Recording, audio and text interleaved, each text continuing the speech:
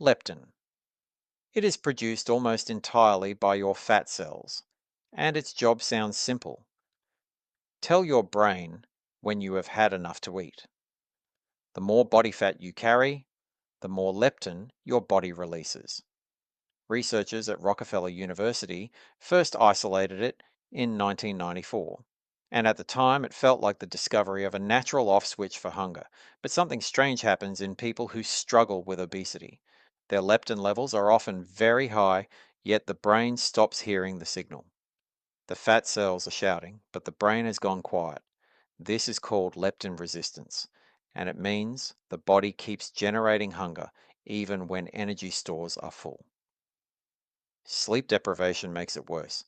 Even a single night of poor sleep can reduce how sensitive the brain is to leptin, which is part of why being tired so reliably leads to overeating the next day.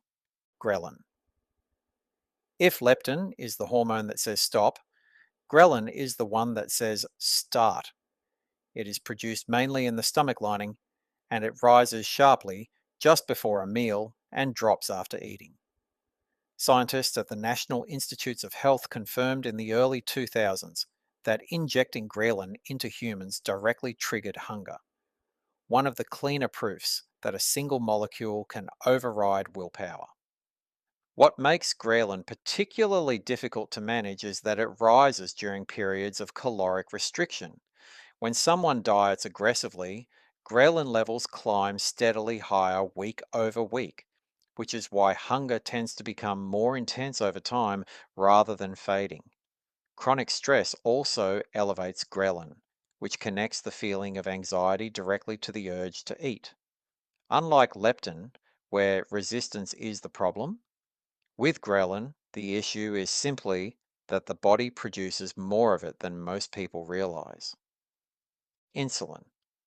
Most people associate insulin with diabetes, but its role in weight is broader and older than the clinical definitions suggest. Insulin is released from the pancreas every time blood glucose rises, after a meal, after a snack, even after some drinks.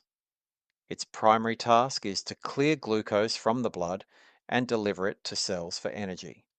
But when cells already have enough energy and glucose keeps arriving, insulin signals the body to store the excess as fat, particularly around the abdomen. The effect compounds over time. High insulin levels make it biochemically difficult for the body to access stored fat for fuel because insulin actively suppresses the enzyme that breaks down fat cells. This is why diet composition, not just calorie count, influences how easily the body shifts between burning sugar and burning fat. The Inuit populations of northern Canada, historically eating diets very low in carbohydrates, maintained consistently low insulin levels, which kept their fat burning mechanisms highly active even in extreme cold. Cortisol. It earned its reputation as the stress hormone, but cortisol is also a powerful weight regulator. It is produced by the adrenal glands sitting just above the kidneys, and it follows a natural daily rhythm. Highest in the morning, lowest at night. Short bursts of cortisol are useful. They mobilize energy, sharpen focus, and help the body respond to pressure. But when stress becomes chronic, cortisol stays elevated for days or weeks at a time, and this is where the weight connection becomes difficult to ignore. Sustained cortisol signals the body to hold fat, particularly in the visceral region around the organs. It also increases appetite for calorie-dense foods. Studies from the University of California, San Francisco in the 2000s linked chronic cortisol elevation specifically to cravings for sugar and fat, not protein or vegetables. There is a logic to it evolutionarily. The body interprets prolonged stress as a survival threat and responds by building energy reserves. The problem is that modern stress rarely ends, so the reserves never stop accumulating. Thyroid hormone. The thyroid is a small butterfly-shaped gland in the neck, but the hormones it produces, primarily thyroxine, known as T4, and triiodothyronine, known as T3, govern the metabolic rate of nearly every cell in the body. When thyroid output is normal, the body burns energy at a predictable pace. When the thyroid underperforms, a condition called hypothyroidism, metabolism slows significantly. Cells receive less signal to convert fuel into heat and movement. The result is weight gain that feels unexplained, fatigue that rest does not fix, and a body temperature that runs consistently low.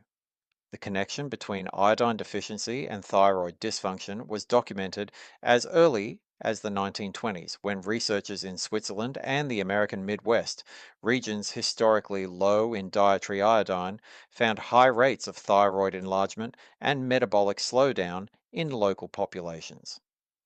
Iodized salt was introduced in the United States in 1924, partly in response to this. T3 interacts directly with leptin signaling, which means poor thyroid function can make leptin resistance worse and compound the hunger weight cycle already described. Estrogen. In women, estrogen does far more than regulate the reproductive cycle. It also influences where the body stores fat and how efficiently it processes energy. During the reproductive years, estrogen directs fat toward the hips and thighs, a pattern that is associated with lower cardiovascular risk compared to abdominal fat. When estrogen levels drop during perimenopause and menopause, the body shifts fat storage toward the abdomen, even when diet and exercise habits remain unchanged. This is not a failure of discipline. It is a direct hormonal instruction. Research published in the journal Menopause in the early 2000s confirmed that declining estrogen was independently associated with increased visceral fat, separate from the caloric changes that often accompany aging. Estrogen also interacts with leptin receptors in the hypothalamus, which means its decline can reduce the brain's sensitivity to fullness signals, connecting it back to the same pathway that leptin resistance operates through. Testosterone. While estrogen tends to direct energy toward fat storage under certain conditions, testosterone generally works in the opposite direction. It supports lean muscle mass, and muscle is metabolically active tissue. It burns calories even at rest. Testosterone is produced in the testes in men and in smaller amounts in the ovaries and adrenal glands in women. As testosterone declines with age, particularly after 40 in men, the ratio of muscle to fat tends to shift. Less muscle means a lower resting metabolic rate, which means the body needs fewer calories to maintain its current weight. But most people do not automatically reduce intake to match. Research from the New England Journal of Medicine in the 1990s showed that testosterone supplementation in older men produced measurable reductions in body fat alongside muscle gain, which confirmed the direct metabolic role rather than just the physical one. Low testosterone also tends to increase fatigue, which reduces physical activity and compounds the slowdown further. Glucagon-like peptide 1. It is one of the newer arrivals in the public conversation around weight, though researchers have been studying it since the 1980s. GLP-1 is a hormone released from the small intestine after eating, and it does several things simultaneously. It tells the pancreas to release insulin, it slows the rate at which the stomach empties, and it signals the brain that the meal is sufficient.